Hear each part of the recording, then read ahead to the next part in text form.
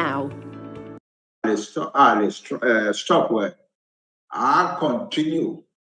And you me I reject the president. President. No, we don't reject him. We congratulate him. He struggled because that's the way he struggled for another person 80 years ago, and that person won. So it's a good thing that he won too. So we congratulate him. However, around Nigeria, we should our Yoruba. I to make up mind, and he did as if he showed for. I know the economy to collapse. Yes, the economy has collapsed. The economy of Nigeria has collapsed, and it's collapsing more and more. It is not because he doesn't know what to do or he lacks courage. He doesn't lack courage. And he's not ignorant. But Nigeria has gone beyond the realm of mending. Nigeria cannot mend. It is not possible. The economy has essentially crashed. The Naira today, just something that everybody knows about. The Naira today is over 1,000 Naira to the dollar. Over 1,000 Naira to the dollar. Mumbai,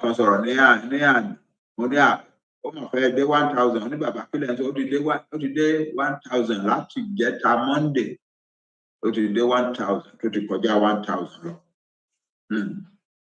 Buruku it means only 1,000 Naira. Dani to ballo soja.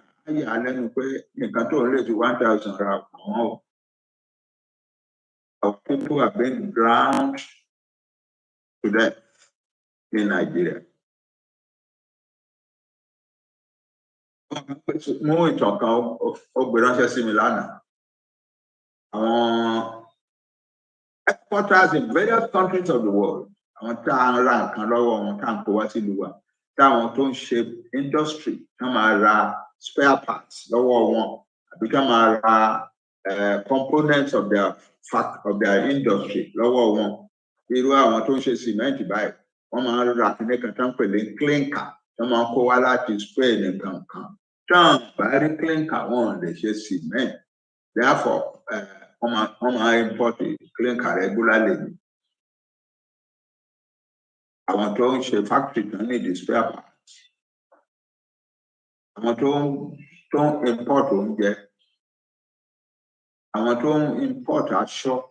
I want to import butter. I want to import furniture. I want to import different types of wood. Later in Nigeria. I want to import everything. I want in country one sorry to my experience similar and our exporters all over the world have now refused to take letter of credit from Nigeria. Letter of credit. Exporter to get clinker in Spain. I want to cement in Nigeria now order lot of me.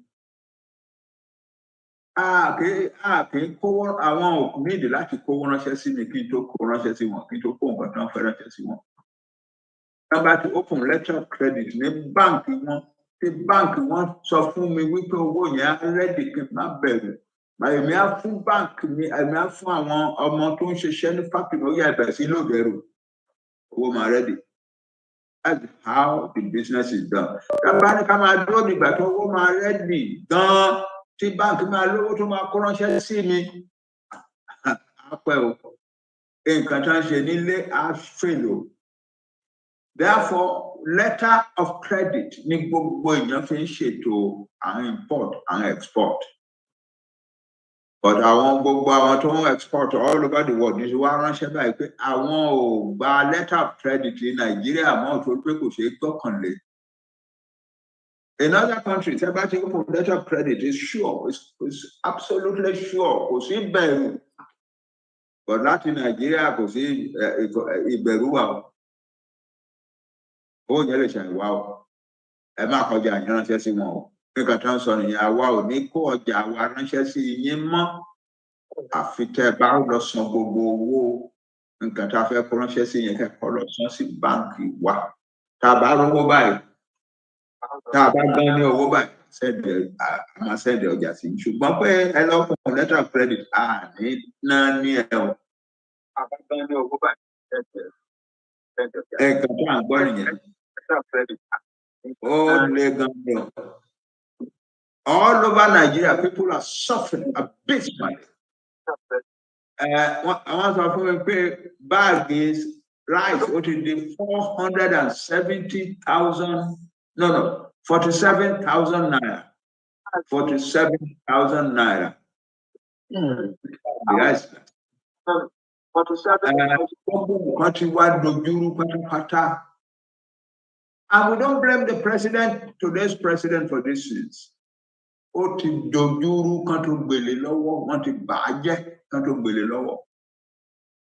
it is going to be extremely difficult to bring it back to normal. Àwọn èèyàn wá ń jìyà, irú ìyà tí ò yẹ kán jẹ, àwọn èèyàn wá ti wá ń di bẹ́gà rẹpẹtẹ nígboro Èkó, nígboro Ìbàdàn, ní gbogbo ìlú Yorùbá. Àwọn èèyàn wá ti wá di bẹ́gà rẹpẹtẹ. Kí n tó kúrò nílé ńgbà kan, ọba kan ṣe award kan fún àwọn èèyàn ní Premier Hotel. Wọ́n invite kí èmi àti grandma káwá lọ. Adébẹ̀ ní nǹkan bí aago bíi 10. Àwọn obìnrin wá kìí ṣe àwọn ọmọge o. Àwọn obìnrin adélébọ̀, àwọn ìyá ilé, àwọn mothers of children, wọ́n wà níbẹ̀ tó ń jókòó, about 25 of them. Àti mọ́tò wádìí báyìí tí gbogbo wọn yẹ gírígírí wádìí wà all beggars. Nǹkan tó ń ṣẹlẹ̀ sáwọn èèyàn wa nìyẹn. I shed tears that night because I saw the degradation of the Yoruba people in that event of that night. Yeah, lè continue bí eléyìí.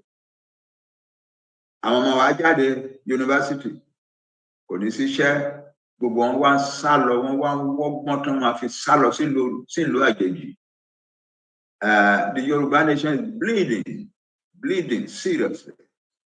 Àwọn mìíràn lára àwọn tí ò bá rí ọgbọ́n tán lè dá sí visa, àwọn fẹsẹ̀ across the Sahara Desert lọ wọ bóòtù kékeré kan across the Mediterranean Sea. Ọ̀pọ̀lọpọ̀ nínú wọn ló dẹ̀ kú bẹ́ẹ̀. Kí n tó kúrò lé, ìjọba àgbáyé United Nations ló bá àwọn ọmọ Nàìjíríà kan gbà wọ́n jáde kúrò nínú ikú ní desert. Wọ́n kó wọn wálé. Church kan wá sọ pé okay, àwọn máa tọ́jú àwọn ọmọ wọn. Wọ́n wá ní kán kó wọn lọ àwọn church yẹn, wọ́n gba àwọn ọmọ wọn wọlé, wọ́n fún wọn, wọ́n tọ́jú wọn super. Láàárọ̀ Sunday tán fẹ́ wá dismiss wọn pé wọ́n ti tọ́jú wọn, wọ́n fẹ́ máa lọlé wọn. So wọ́n wá invite me kí n wá sí church wọn. Mo wà ní service yẹn, wọ́n tọ́jú wọn gan ni. Wọ́n fún wọn lówó. Wọ́n fún kankan lára wọn lówó tó ń lọ bí 200,000, 300,000 naira and so on. Inú àwọn ọmọ wọn yẹn dùn. Inú èmi náà dùn láti rí pé wọ́n tọ́jú àwọn ọmọ yẹn dáadáa. Nígbà tí wọ́n dẹ̀ tó ti sábìsì dẹ̀ lọ tán tí mo lọ sínú káà mi, àwọn dára wọn wá bá mi nínú káà pé bàbá ẹ ṣe ẹ wá, ẹ bá wa dúpẹ́ lọ́wọ́ pásítọ̀ yìí, wọ́n tọ́jú wa gan-an ni. Ṣùgbọ́n a fẹ́ sọ kínní kan fún yín bàbá, ní jẹ́ kó dùn yín púpọ̀. Àwa ò lè dúró sí Nàìjíríà ń padà lọ sí desert o. It's better to die in the desert than to live in the hopelessness and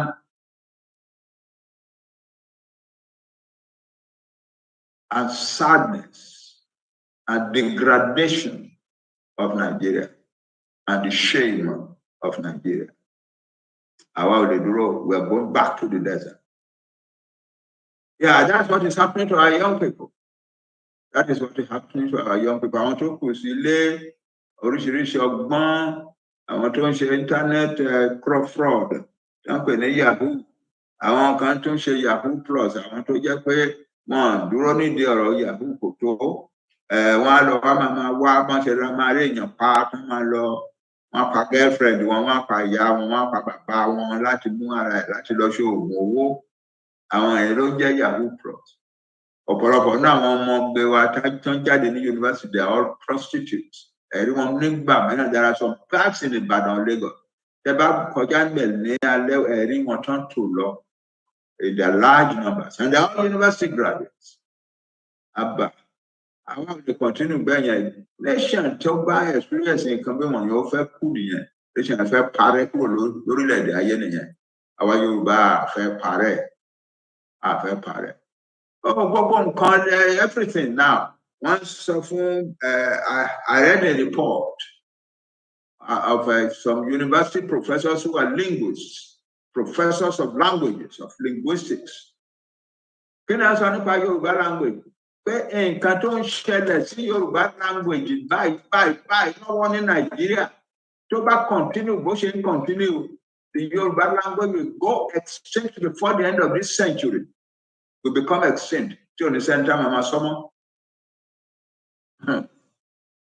The danger is here and it's not imminent, it's already here. And the earlier we got ourselves out of Nigeria, the better. President, Nigeria, any ethnic group in Nigeria. We just want to protect our own future. We want to protect our nation, our children forever. That's why we are doing what we are doing. And we will continue to do what we are doing higher and better than we were doing before. Because we must save our nation from Nigeria. But we don't have the luxury of waiting now. We can't live and see the pain of our nation disappearing from the world. We cannot. We will not. And so we will keep on the fighting. It is not a matter of anger or bitterness towards anybody. It's a question of taking care of what is yours. What God has given you. God gave the Yoruba nation a great nation, a great people. And we are not going to let Nigeria destroy it for us. If we stay longer in Nigeria, Nigeria will destroy the Yoruba nation. That's the truth of the matter. Anybody to believe anybody. If we stay longer in Nigeria, Nigeria will destroy our Yoruba nation. So we need to get up. And we're going to get up.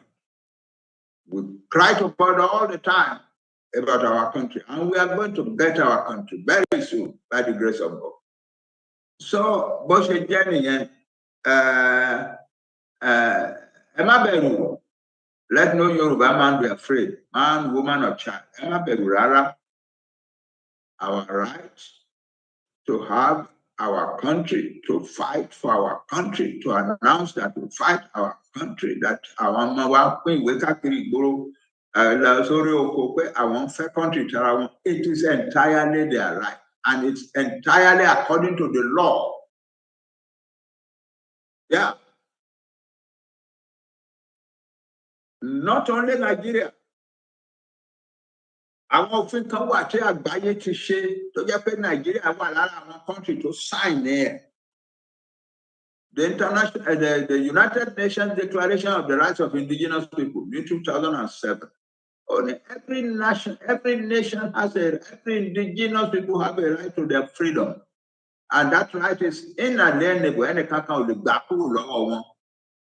Yeah. And then the African Charter of Individual and People's Rights said the same thing. And Nigeria is also a signatory to it. So our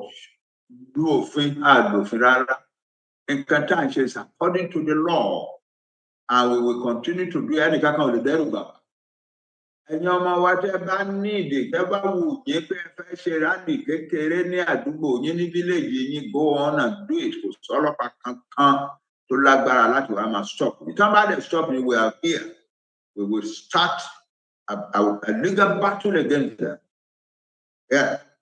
We will start a strong legal battle against any policeman who interferes with you when you are doing the right thing. What you are doing is right. But again, any can't they stop wow. For us, it is our right to do what we are doing, and we will do it. And no that bọ́sítà kẹ́ máa jà, kẹ́ máa ju òkúta, kẹ́ máa da ìdúró, kẹ́ máa ba mọ́tò jẹ́, kẹ́ máa lu ẹjọ́ òkú làwọn tó ń kọjá ní títì. Ṣe yẹn. You are doing it the right way. Spreading the message by word of mouth, spreading it by small leaflets, going to the marketplaces and talking to your mothers and sisters there. That's how to do it. And you are doing it great. So I congratulate you, and I'm very grateful to you. So that's our situation. We are not giving up our struggle. We are continuing with our struggle more vigorously than ever before. But we are not doing it against the government of Nigeria. We are not going to do it against the president of Nigeria. The president of Nigeria is the president of Nigeria. We wrote a letter to President Buhari, a good letter. Times of where I felt jáde kúrò Nigeria, ìdí ẹ̀ta fi fẹ́ jáde ní ọ̀nà tá a dẹ̀ máa gbé gbà ní. A fẹ́ kó ìwà pè pàdé ká ṣe negotiation káwa lè máa lọ. Agbọ́gbọ́ orí lẹ́tà yẹn gbà. Bínú kákiri ó bẹ̀rẹ̀ sí sọ burúkú gbà tó ká lẹ́tà yẹn tán bẹ̀rẹ̀ sí lédi máa wá tá sáìn ẹ̀. Especially me àti Chief Adéyẹmọ Sunday Igboho. Lédi máa wá àṣọ kò sí nǹkan tó lè ṣe sí wa. Kò sí. The only thing tán lè ṣe náà lélẹ̀ tó try láti ṣe sí Sunday. Wípé kán ràyàn wá lóru. Wọ́n wá pa. Tán bá ti pàṣẹ òtútù tó ti kú. That's their only power. But on the basis of the law of the land, there is nothing they can do against us. At all. We are in this struggle to win. There is no possibility of losing. There is no room for loss. We cannot lose. Because if we lose, our nation will perish. It's as simple as that. So,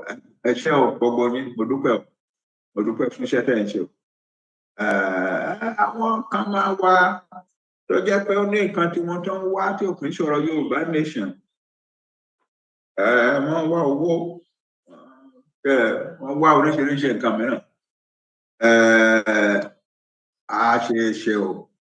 Kálukú sílẹ̀ lẹ́yìn ni o. Gbogbo nǹkan tẹ́ ń ṣe wọ̀nyẹn they are records for the future. Your children and children's children will read these records and they will spit at your name. Yeah. Ẹ̀yin tẹ́ dédé gbéra jáde láàárọ̀ tẹ́ máa ṣépè rẹpẹtẹ ẹ̀ràn tí wípé ìlú tẹ́ ń ṣépè fún yẹn àwọn ọmọ yín wà bẹ́ẹ̀, àwọn ọmọ yín wà bẹ́ẹ̀.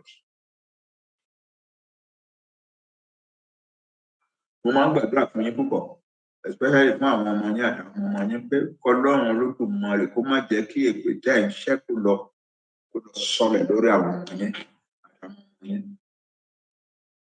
Time ti wà láti gbé burúkú sọnù, ẹgbẹ́ sọnù, kò sí nǹkan tẹ́ máa achieve. We are going to have the Yoruba nation. No matter ẹnikẹ́ni tó bá wù kó sẹ́ndì yín kó máa fún yín lówó kẹ́ lọ dàrú nǹkan kan, it doesn't matter. We are going to get our nation. And your name is being written in dirty letters on the pages of the story of that nation already. Gbogbo wa la lè kọ orúkọ wa in gold in the story of our nation. Gbogbo wa la lè kọ in gold. Make up your mind to write your own in gold. Má jẹ́ ká ẹnìkan kan wá pè ẹ́ sẹ́yìn kó máa sọ nǹkan tó máa dà lóru tó máa bá ìjà tá à ń jà tó máa bà á jẹ́. Má jẹ́ ká ẹnìkan kan kọ fún un. Gbogbo olówó lóòrùn wà tàbí ìgbà. Gbogbo àwọn ọmọ tó ń ṣiṣẹ́ iná mọ̀ wípé kò sówó rárá. Everybody lára wa náwó ara wa tó yẹ ká fi jẹun sí ni. Kò sówó kankan bí kankan. But we are doing what we are doing because we believe in what we are doing. That's all. So, má tan ara ẹ jẹ mọ́. Má rò pé tí wọ́n bá pẹ́ tó ti ń dàrú á sú wọn kò lè sú wa o. Èmi Banji Akintoye mo jẹ́ bàbá yín, kò sí nǹkan tẹ́ ẹ lè ṣe tẹ́ ẹ lè fi ṣe kó sú mi, kò lè sú èmi o. I am in this trouble until we win. Yes, I'm in this trouble until we win. You cannot discourage me, you cannot frighten me, you cannot irritate me. I don't hear your language. I only hear the language of God who says to me that what I'm doing is right and He's going to answer me. That's all. It doesn't matter. Remember, getting to solve. Gbogbo nǹkan tó ń ṣẹlẹ̀ lénìí ní àkọsílẹ̀ wà, bẹ́ẹ̀ ṣe ń ṣe làkọsílẹ̀ wà, bẹ́ẹ̀ ṣe ń ṣe làkọsílẹ̀ wà kò. You cannot stop it. Kò sọ́gbọ́n tẹ́ ẹ lè dá kákọsílẹ̀ yẹn má kọ. Àkọsílẹ̀. And as you are doing it and cursing your own people and saying dirty things that are not true and putting together all sorts of lies, so the records being written. The records are being written. And it will be against your name. And your children will read it. Your children's children will read it. And they will curse you. Because you have created a bad legacy for them in the world. You stop it. And let us join hands together. If you don't want to take part in the struggle, keep quiet. I want you to take part. You don't have to destroy your future. You don't have to destroy the legacy of your life before your children. You don't have to. You can keep quiet. I don't support what they are doing. But for you to be doing the things that you are doing now, you are creating a terrible record for yourself before your children, your children's children, and their children forever. I love you all. Give it up. I love you all without any exception. I want every Yoruba person to do well in life, to prosper. I want all of you to receive the blessings of God aplenty. So I do not curse. Cursing is not in my vocabulary. I do not curse. God says, do not curse, only bless. I bless my people every morning. I bless my people as I sit down to eat. I bless my people in the night when I go to bed. When I wake up in the night, I bless my people, all my people, without exception. I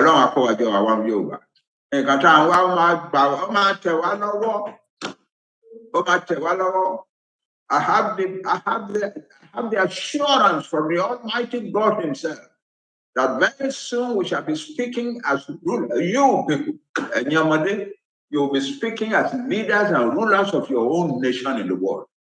And I will say congratulations to you before I go to be with my God. Thank you very much. That's my message tonight. And you guys are the president. I can show up. President Lamwa. President to touch in Katancho.